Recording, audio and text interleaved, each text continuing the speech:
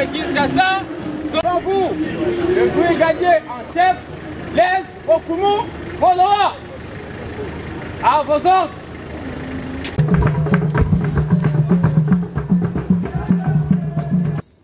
Il y a plus de 3 ans que l'Organisation des Nations Unies a institué le 18 octobre de chaque année comme Journée mondiale de l'Okapi. De son nom scientifique, Okapia johnston, l'Okapi est une espèce animale entre la girafe et le zèbre.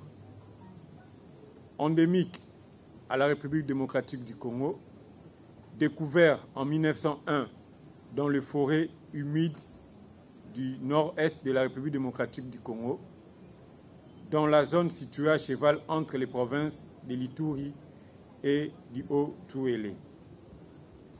Cette sublimation par l'humanité d'un élément riche patrimoine national de biodiversité interpelle et rappelle en même temps notre responsabilité sur le sort de cette espèce.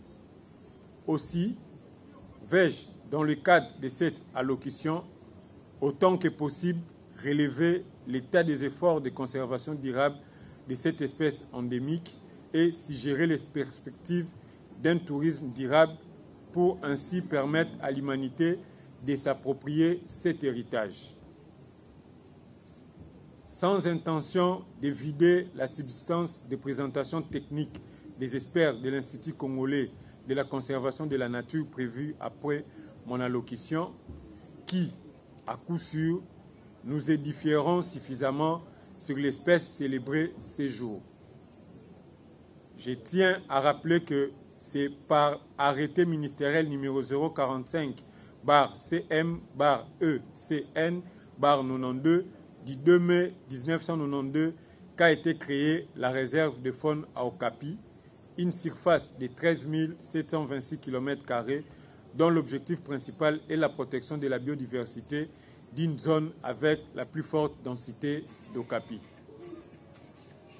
Suite au conflit ayant prévalu dans la zone de la réserve à faune d'Okapi, en 1997, la réserve a été déclarée site en péril jusqu'à ce jour.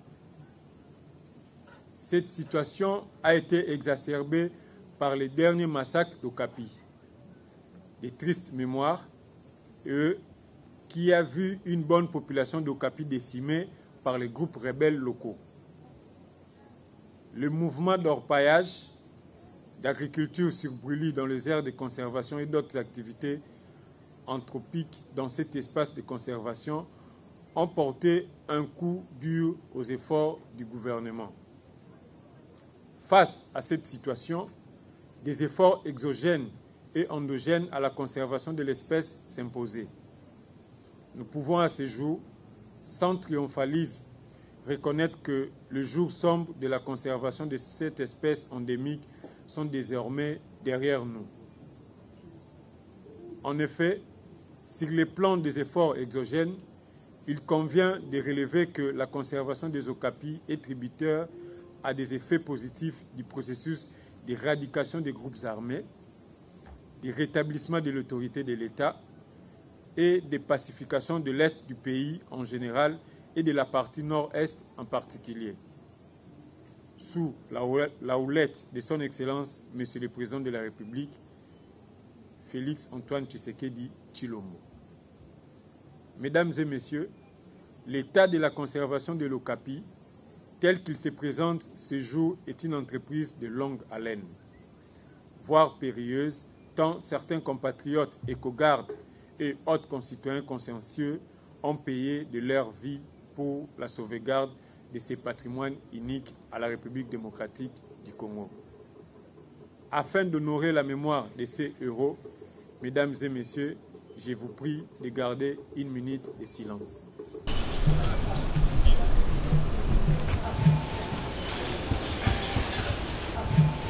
Honorables, chers membres du cabinet du chef de l'État, messieurs les ambassadeurs, distingués invités, comme le suggère le thème de cette journée, l'Okapi est un héritage mondial au service de la biodiversité pour toute l'humanité.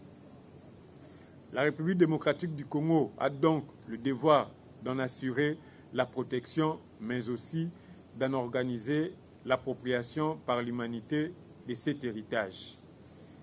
Évoquer la conservation d'une espèce endémique à la République démocratique du Congo, l'Okapi en l'occurrence, et la promotion d'une meilleure connaissance par l'humanité de cette espèce renvoie à considérer la problématique du financement de la politique nationale de la conservation de la biodiversité et admettre que l'écotourisme est une des stratégies clés de son financement durable. Ces jours m'offrent l'occasion de réitérer par ma voix les plaidoyers du gouvernement de la République démocratique du Congo pour solliciter des appuis conséquents des bailleurs à la République démocratique du Congo en soutien des efforts de conservation des espèces endémiques, à l'instar de l'Okapi et de la réserve à faune d'Okapi, comme d'autres sites classés patrimoine de l'humanité. Le bien-être de l'humanité en dépend. Par de tels appuis, les évolutions constatées sur terrain seront accélérées et suggéreront la révision du classement de la réserve à faune d'Okapi en site en péril. Le développement d'un programme dans le cursus d'enseignement national pour une meilleure appropriation et l'organisation du voyage touristique mérite d'être réalisé pour un meilleur rayonnement de l'espèce et des efforts entrepris par le gouvernement de la République. Pour les partenaires privés, mon ministère reste ouvert à toutes sortes d'initiatives visant à développer l'appropriation de l'espèce endémique. En attendant, nos experts réfléchiront sur l'intégration du concept ambassadeur Okapi, titre qui sera décerné aux citoyens ou étrangers ayant choisi la République démocratique du Congo comme seconde patrie et qui se distinguent par leurs efforts de protection ou de conservation de cette espèce. Sur le plan international, nous ne ménagerons aucun effort pour l'inscription de la réserve à faune Okapi parmi les destinations touristiques africaines et mondiales les plus en vue, et l'Okapi comme attrait touristique mondial par excellence. Chers députés nationaux, messieurs les membres du cabinet du chef de l'État, Excellences, messieurs les ambassadeurs, messieurs le secrétaire général du tourisme, madame le directeur général ad intérim de l'Office national du tourisme, mesdames et messieurs, distingués invités en vos titres et qualités respectifs, en cette journée mondiale de l'Okapi, j'ai convié chacun en ce qui les concerne à redoubler d'efforts afin d'assurer une préservation optimale de l'Okapi. Fierté de notre biodiversité et bien reconnue pour sa contribution à l'équilibre écologique de la planète, que vive la conservation de l'Okapi en République démocratique du Congo, que vive la République démocratique du Congo. Je vous remercie.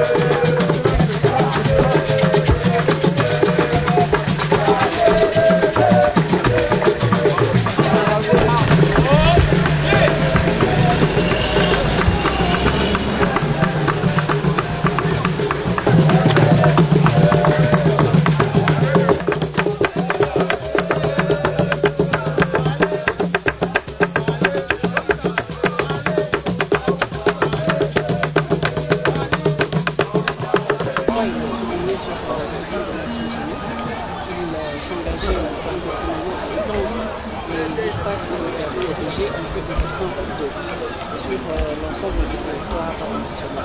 Tout ça, c'est dans l'objectif de préserver la biodiversité, dont fait partie l'espèce régulière. Donc nous sommes ici pour le représenter, parce que nous devons unir nos forces, nous devons unir nos efforts et nous devons mettre ensemble les différentes expertises pour valoriser le label Bokapi. Donc nous remercions infiniment le ministre en charge du tourisme, le Dr David Nkoulou, et nous félicitons toutes les équipes qui ont contribué à la réussite de cette journée. Merci.